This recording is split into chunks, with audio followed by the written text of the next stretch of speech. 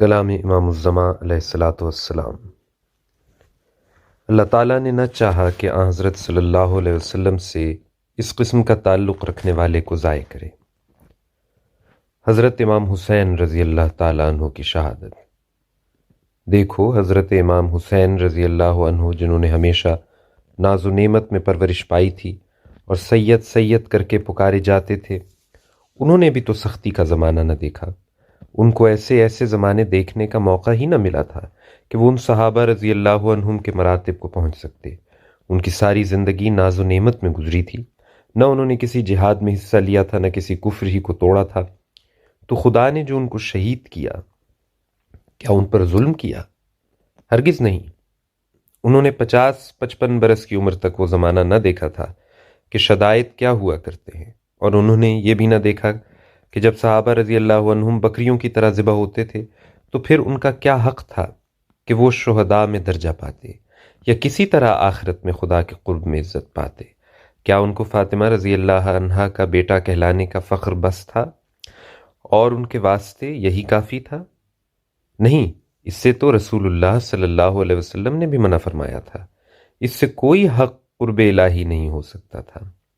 غرض ان کی اپنی تو ایسی بظاہر کارنمائی نہ تھی جس سے وہ ان درجات اعلیٰ کے وارث یا حقدار ہوتے، مگر چونکہ ان کو آن حضرت صلی اللہ علیہ وسلم سے ایک قسم کا تعلق تھا، اللہ تعالیٰ نے نہ چاہا کہ آن حضرت صلی اللہ علیہ وسلم سے اس قسم کا تعلق رکھنے والے کو ضائع کرے۔ سو ان کے واسطے ایسے ایسے سامان میسر کر دیے کہ وہ خدا کی راہ میں شہادت پانے کے قابل ہو گئے، اور اس طرح وہ سابقین کے ساتھ مل گئے جن کے حالات سے وہ محض نہ واقف تھے۔ ایک ذرا سی تکلیف اور اجر عظیم مل گیا۔ شیعہ ہیں کہ اس حکمت الہی کی طرف تو غور نہیں کرتے اور الٹا روتے ہیں کہ ان کو شہید کر دیا۔ ملفوظات جلد سوم صفحہ 149 تا 150، ایڈیشن 1988۔ یاد رکھو، انبیاء کا دوسرا نام اہل بلاؤ اہل ابتلا بھی ہے۔ ابتلاؤں سے کوئی نبی بھی خالی نہیں رہا۔ ایک روایت میں ہے کہ آن حضرت صلی اللہ علیہ وسلم کے 11 بیٹے فوت ہوئے تھے، اور پھر انبیاء کو تو رہنے دو، امام حسین رضی اللہ عنہ کو دیکھو کہ ان پر کیسی کیسی تکلیفیں آئیں۔ آخری وقت میں جو ان کو ابتلا آیا تھا کتنا خوفناک ہے۔ لکھا ہے کہ اس وقت ان کی عمر 57 برس کی تھی اور کچھ آدمی ان کے ساتھ تھے۔ جب 16 یا 17 آدمی ان کے مارے گئے اور ہر طرح کی گھبراہٹ اور لاچاری کا سامنا ہوا، تو پھر ان پر پانی کا پینا بند کر دیا گیا اور ایسا اندھیر مچایا گیا کہ عورتوں اور بچوں پر بھی حملے کیے گئے، اور لوگ بول اٹھے کہ اس وقت عربوں کی حمیت اور غیرت ذرا بھی باقی نہیں رہی۔ اب دیکھو کہ عورتوں اور بچوں تک بھی ان کے قتل کیے گئے، اور یہ سب کچھ درجہ دینے کے لیے تھا۔ جاہل تو کہیں گے کہ وہ گناہ گار اور بدعمال تھے، اس لیے ان پر یہ تکلیف آئی، مگر ان کو یاد رکھنا چاہیے کہ آرام سے کوئی درجہ نہیں ملا کرتا۔ ملفوظات جلد پنجم صفحہ 336، ایڈیشن 1988۔ حضرت امام حسن رضی اللہ عنہ اور حسین رضی اللہ عنہ کے بارے میں فرمایا، ہم تو دونوں کے ثناءخواں ہیں۔ اصل بات یہ ہے کہ ہر شخص کے جدا جدا قوا معلوم ہوتے ہیں۔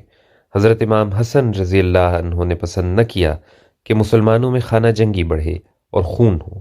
انہوں نے امن پسندی کو مد نظر رکھا، اور حضرت امام حسین رضی اللہ تعالیٰ عنہ نے پسند نہ کیا کہ فاسق فاجر کے ہاتھ پر بیعت کروں، کیونکہ اس سے دین میں خرابی ہوتی ہے۔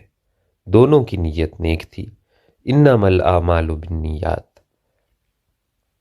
ملفوظات جلد چہارم صفحہ 580، ایڈیشن 1988۔